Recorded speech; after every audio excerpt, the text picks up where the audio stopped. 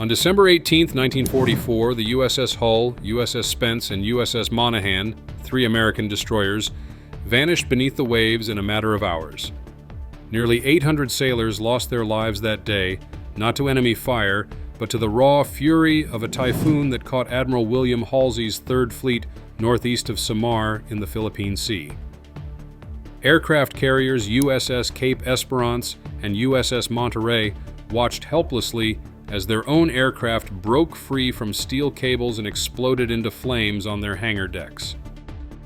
But here's what makes this story truly remarkable. While smaller ships capsized and sank, the aircraft carriers survived. These floating cities, each carrying over 5,000 crew members and weighing more than 100,000 tons, rode out winds exceeding 150 miles per hour and waves taller than buildings. How is this possible? What makes these engineering marvels capable of standing firm against nature's most violent storms when other warships cannot? The answer lies in decades of American naval engineering excellence, hard-learned lessons written in the sacrifice of brave sailors, and crews trained to face the impossible. From the USS Gerald R. Ford, America's newest supercarrier standing 250 feet above the water, to the time-tested protocols that transform chaos into controlled operations, we're about to uncover the incredible methods that keep our naval forces operational when Mother Nature unleashes her worst. If you're proud of our American naval forces and their incredible capabilities, type "proud" in the comments below.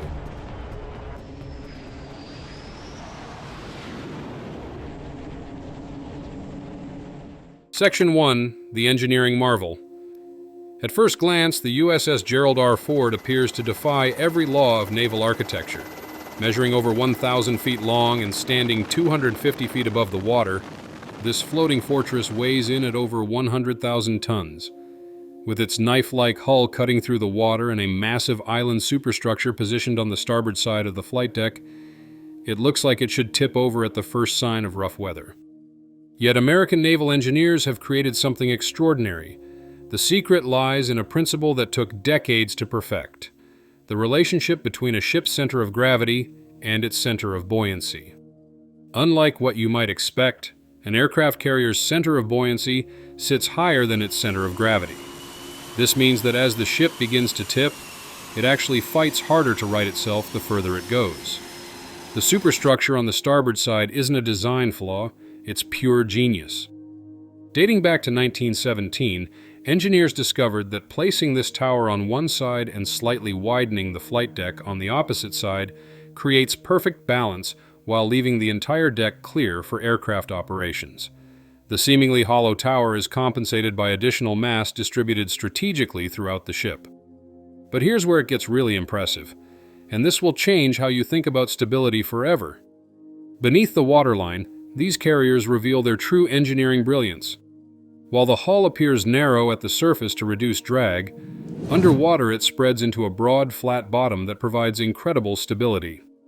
This design principle, combined with advanced gyroscopic stabilizers, creates a platform so stable that pilots can land 30-ton fighter jets traveling at 150 miles per hour even in moderate seas.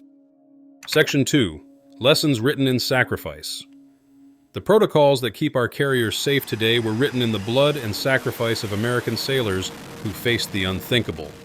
December 18, 1944, a date forever burned into naval history, changed everything about how the U.S. Navy approaches severe weather operations. Admiral William Halsey's Third Fleet had just completed successful raids against Japanese airfields, suppressing enemy aircraft during American operations against Mindoro in the Philippines. 7 fleet carriers, 6 light carriers, 8 battleships, 15 cruisers, and about 50 destroyers were operating 300 miles east of Luzon when meteorologists detected what appeared to be a minor weather disturbance. The typhoon gave little warning. By morning, ships were battling hurricane-force winds and mountainous seas. Salt water blew horizontally at bridge level, and sailors reported that there seemed to be no separation between sea and sky. The sound of wind in the radar equipment was described as terrifying. USS Monterey's crew fought desperately as aircraft broke loose on the hangar deck and exploded into flames. Future President Gerald Ford, then a young naval officer aboard Monterey, later described the ship losing steerage as the crew battled fires while being tossed by massive waves. USS Cape Esperance faced similar horror as planes broke free on the flight deck, with flames rising to the height of the bridge. The ship appeared doomed until the same storm that damaged her actually saved her. Wind and sea extinguished the fires and cleared burning aircraft overboard. But the destroyers weren't so fortunate. USS Hull, USS Spence, and USS Monaghan, proud American warships that had served with distinction, capsized and sank with nearly all hands. These ships, designed for speed and maneuverability, lacked the massive stability that kept the carriers afloat. Wait until you hear what happened next, because this tragedy led to innovations that protect our sailors to this day. Section 3. The birth of modern storm protocols. The loss of 790 American sailors in Typhoon Cobra sparked the most comprehensive overhaul of naval weather operations in history. The Pacific Fleet immediately established new weather stations across the Caroline Islands, and as American forces secured more territory, additional stations were built in Manila, Iwo Jima, and Okinawa. Weather central offices were established at Guam and Leyte to coordinate data from across the Pacific. But the real revolution came in the development of what became known as material condition protocols, a system so effective that it remains the foundation of storm operations today. The heart of storm preparedness lies in three material conditions: X-ray, yoke, and zebra. Think of these as levels of protection, with X-ray being the most relaxed and zebra providing maximum security. When severe weather threatens, aircraft carriers immediately implement condition zebra, essentially turning the ship into a sealed, watertight fortress. Every door, hatch, and opening throughout the ship is marked with specific letters. X and Y fittings can remain open during normal operations, but when condition zebra is set, everything closes automatically. The ship becomes completely compartmentalized so that if flooding occurs in one section, it cannot spread to others. But here's what makes American carriers truly special. They can maintain this protective posture while still conducting limited operations. Modified zebra conditions allow for underway replenishment, air operations, and other critical missions while maintaining most of the ship's protective capabilities. The crew training is equally impressive. Every sailor aboard a carrier knows exactly where to go and what to do when the alarm sounds. They practice these procedures regularly because when a real storm hits, there's no time for hesitation. And speaking of crew training, what these sailors can accomplish in heavy weather will absolutely amaze you. Section 4. Crew operations in the storm. When severe weather approaches an American aircraft carrier, what happens next showcases the finest training and discipline in the world.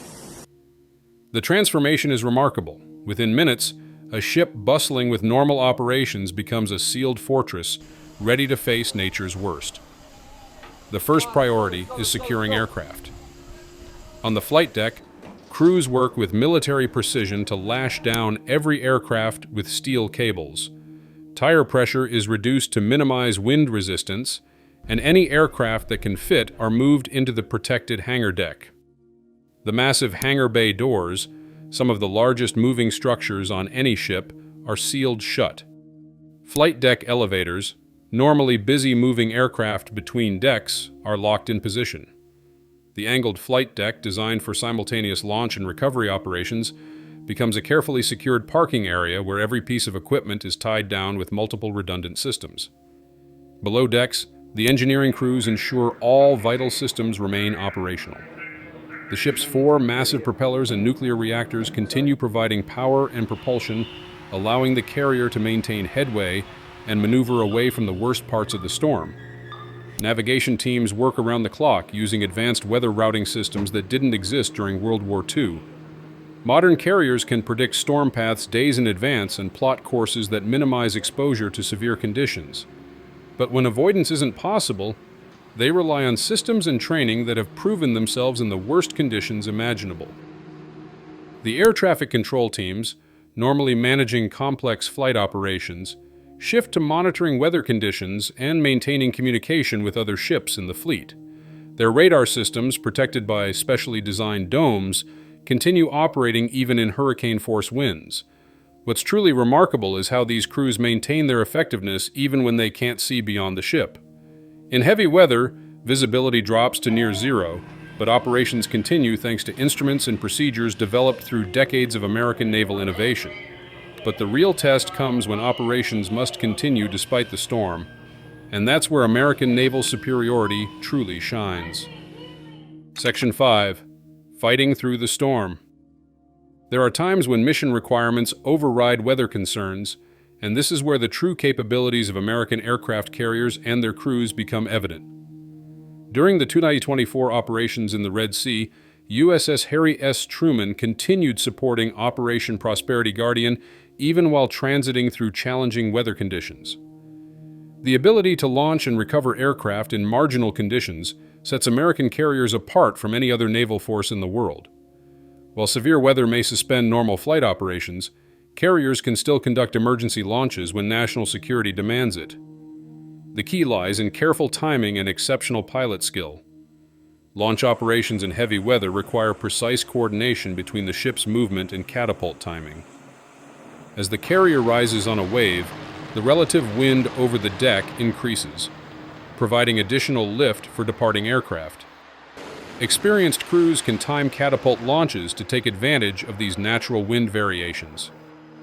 Recovery operations are even more challenging. Pilots must compensate for the ship's movement while approaching a landing area that may be rising and falling with the waves. The optical landing system, a sophisticated array of lights that guides pilots to safe landings, is calibrated to account for the ship's motion in rough seas. What makes this possible is the incredible stability of American carrier design. Even in rough conditions, the flight deck remains remarkably steady compared to smaller ships.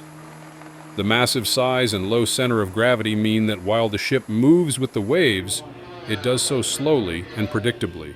Emergency procedures allow for modified flight operations, even in conditions that would ground land-based aircraft. Search and rescue helicopters can launch in weather that keeps fixed-wing aircraft grounded, and the ship's medical facilities can receive casualties even when normal operations are suspended. The crew's ability to adapt procedures in real time demonstrates the flexibility that makes American naval aviation the most capable in the world. But perhaps most impressive is how they prepare for the storms we haven't seen yet. Section 6. Modern Technology and Future Readiness. Today's American aircraft carriers represent the pinnacle of storm weathering technology. The USS Gerald R. Ford, commissioned in 2017, incorporates advanced systems that would have seemed impossible during the Typhoon Cobra era. Modern gyroscopic stabilization systems actively counteract wave motion, reducing the ship's roll and pitch in heavy seas. These systems, combined with computer-controlled ballast tanks, allow the ship to maintain stability even in conditions that would challenge earlier designs. Advanced weather prediction gives today's crews capabilities that Admiral Halsey could only dream of. Satellite imagery, computer modeling, and real-time data from weather stations worldwide provide detailed forecasts days in advance. Ships can now plot courses that avoid severe weather entirely, or position themselves to minimize exposure when avoidance isn't possible. The Ford-class carriers feature redesigned flight decks with improved drainage systems that quickly clear water from storm conditions. New electromagnetic catapults operate more reliably than steam systems in challenging weather, and advanced arresting gear can safely recover aircraft even when the deck is moving. But technology is only as good as the people who operate it. Today's carrier crews train using advanced simulators that can replicate any weather condition, from gentle swells to hurricane-force storms. They practice emergency procedures until they become second nature, ensuring that when real conditions arise, the response is automatic and effective. The newest carriers also feature improved crew protection. Better ventilation systems, enhanced compartment design, and upgraded safety equipment mean that sailors can perform their duties more effectively even in the worst conditions.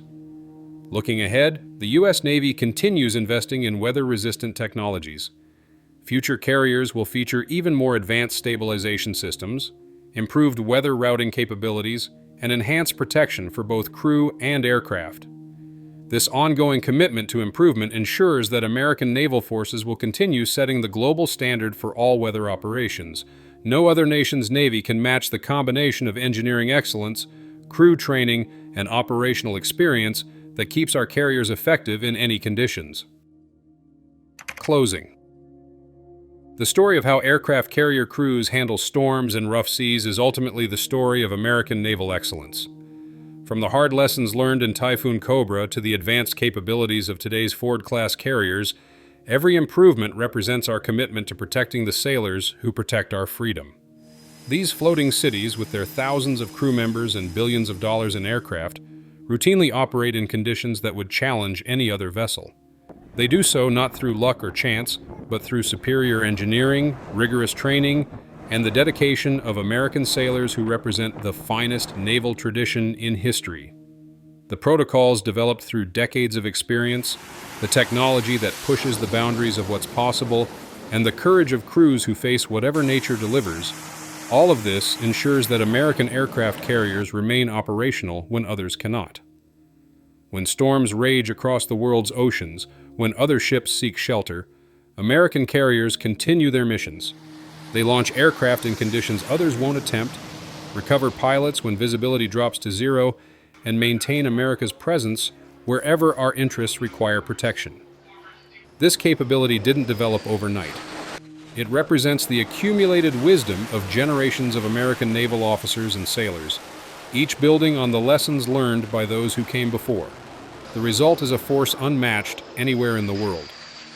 The next time you see news of American carriers operating in distant waters, remember the incredible engineering and human dedication that makes their presence possible. These ships and their crews represent the very best of American naval power, ready to face any storm, natural or otherwise, in defense of our nation and our values. If this look into the remarkable world of aircraft carrier storm operations impressed you, make sure to subscribe for more insights into American military excellence. There's always more to discover about the forces that keep our nation safe.